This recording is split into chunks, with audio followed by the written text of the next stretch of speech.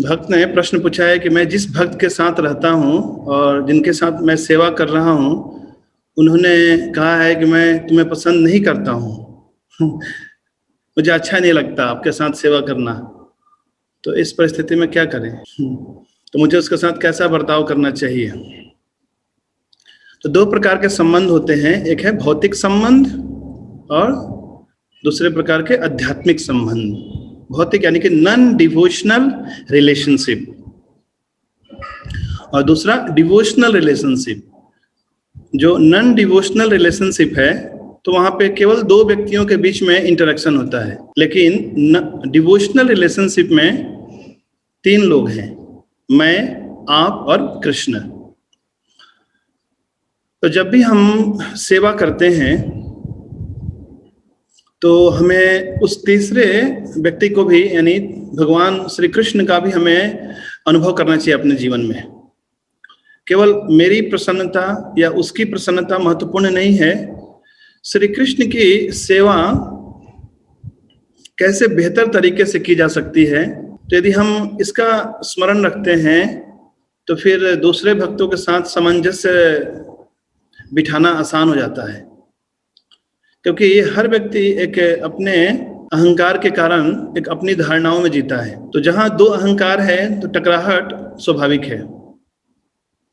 एक उदाहरण से हम समझते हैं, मानो एक कपड़े की बड़ी दुकान है और बहुत बड़ा आउटलेट है, उसमें कई स्टाफ हैं काम करने वाले, और कोई कस्टमर आता है जो अटेंडेंट है, तो सभी अटेंडेंट उस कस्टमर को देखकर इधर उधर निकल जाते हैं। क्यों? क्योंकि वो कस्टमर थोड़ा परेशान करता है, क्योंकि 100 कपड़े देखता है और कभी कभी एक भी पसंद नहीं आता उसे, तो कोई उसके निकट नहीं जाता दिखाने के लिए।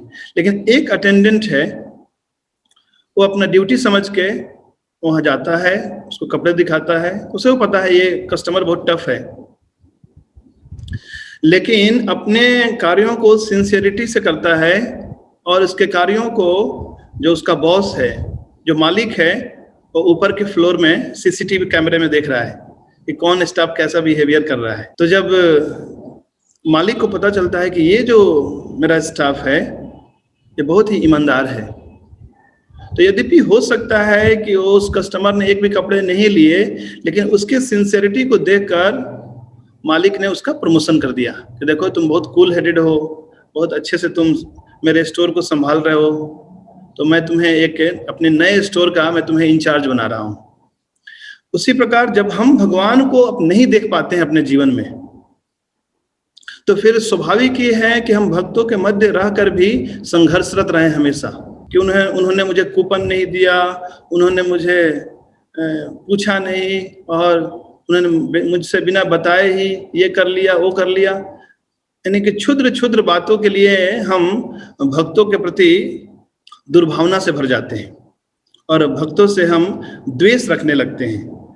लेकिन जब हम श्री कृष्ण का अपने जीवन में अनुभव करेंगे कि ठीक है, श्री कृष्ण तो देख रहे हैं मैं क्या कर रहा हूं और सामने वाला व्यक्ति क्या कर रहा है,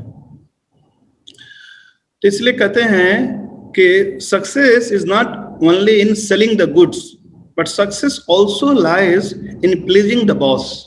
और यहाँ पे सुप्रीम बॉस हैं श्री कृष्ण। हम प्रचार भी करते हैं तो कभी कभी दो भक्त में एक थोड़ा ज्यादा एक्सपर्ट है बुक डिस्ट्रीब्यूशन में या एलोक्वेंट स्पीकर है, तो ज्यादा इफेक्टिव होता है उसका प्रेजेंटेशन, तो कई लोग आकर्षित होंगे। तो ठीक है, मैं नहीं हो पाता हूँ, कोई बात नहीं, अल्टीमेटली मेरा पर्पस और उसका पर्पस है भगवान श्री कृष्ण की सेवा, तो मैं उसे सपोर्ट कर सकता हूँ कि उसके साथ जाऊंगा, बुक बैग में उठा सकता हूँ, किसी प्रकार से थोड़ा बहुत उसको हेल्प कर सकता हूँ। लेकिन मैं सोचूं कि मुझे क्रेडिट मिलना चाहिए, तो फिर संघर्ष तो स्वाभाविक है। जैसे एक फुटबॉल ग्राउंड में एक टीम में 11 खिलाड़ी होते हैं, यदि सभी सोचे कि मुझे गोल करना है तो कभी गोल नहीं होगा। लेकिन सभी उस टीम में सभी जो प्लेयर्स हैं वो एक दूसरे को सहयोग करते हैं, उसके पास गेंद आता है वो गेंद दूसरे को दे देता है, दूसरा तीसरे को दे देता है, यानी जो जिस पोजीशन पे है बेस्ट परफॉर्म कर सकता है उसको चांस दिया जाता है। उसी प्रकार हम भक्तों के बीच में रहते हैं तो हमें एक इस प्रकार का मनोभाव रखना चाहिए। टीम स्पिरिट कहते हैं। टीम स्पिरिट यानी टुगेदर एवरीवन अचीव्स मोर। लेकिन केवल मैं चाहता हूं आगे बढ़ना, तो फिर हम आगे नहीं बढ़ पाएंगे। तो समझना चाहिए कि how can I serve Krishna, how can I please Krishna in this situation. इस परिस्थिति में मैं कैसे श्री कृष्ण की सेवा कर सकता हूं, मैं श्री कृष्ण और श्री कृष्ण के भक्तों को कैसे प्रसन्न कर सकता हूं। क्योंकि ये भौतिक जगत इस प्रकार से निर्मित किया गया है कि यहाँ दो व्यक्ति कभी भी कंपेटेबल नहीं हो सकते हैं। मैंने कई बार कहा, दो व्यक्ति के फिंगरप्रिंट नहीं मिलता, दो व्यक्ति की शक्ल नहीं मिलती, तो दो व्यक्ति की अक्ल कैसे मिलेगी? दो व्यक्तित्व हैं, दोनों की अपनी अपनी चॉइसेस हैं, अपने अपने गुण धर्म हैं, अपने अपने संस्कार लेकर उत्पन्न हुए हैं। हाँ, दोनों की रुचि थी, भक्ति में आ गए, हरे कृष्णा करने लगे, लेकिन इसका अर्थ यह नहीं कि दोनों ने अपने अहंकार त्याग दिए हैं। अभी भी मिथ्या अहंकार वैसे ही चमक रहा है जैसे पहले चमकता था, पर अभी थोड़ा कम चमक रहा है। अभी आध्यात्मिक आवरण ओढ़ लिया है, मैंने इतना ये किया, मैंने ये किया, मैंने वो किया। तो भगवान की सेवा के लिए हमें हमेशा कॉम्प्रोमाइज करने के लिए तैयार रहना चाहिए। हमेशा समझना चाहिए कि मैं यदि थोड़ा बहुत त्याग करता हूँ तो मैं आध्यात्मिक मार्ग में और शीघ्रता से अग्रसर हो सकता हूँ। एक बार की बात है, पृथु महाराज 100 अश्वमेध यज्ञ करना चाहते थे।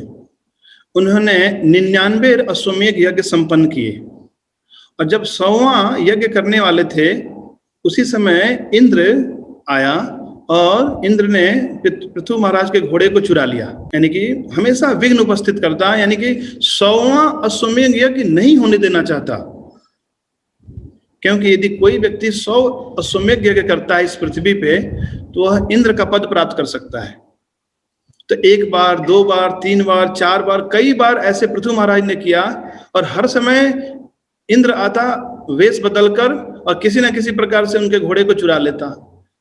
आखिरी में स्वयं ब्रह्मा जी को आना पड़ा, और ब्रह्मा जी ने कहा पृथु महाराज को कि आप यज्ञ अभी बंद कर दीजिए। तो चूंकि पृथु महाराज भगवान के सक्तावेश अवतार भी हैं, महान भक्त के रूप में यहाँ उपस्थित थे, तो उन्होंने कहा ठीक है, अभी मैं 99 यज्ञ करके ही संतुष्ट रहता हूँ, चलो मैं 100 यज्ञ संपन्न नहीं करूंगा।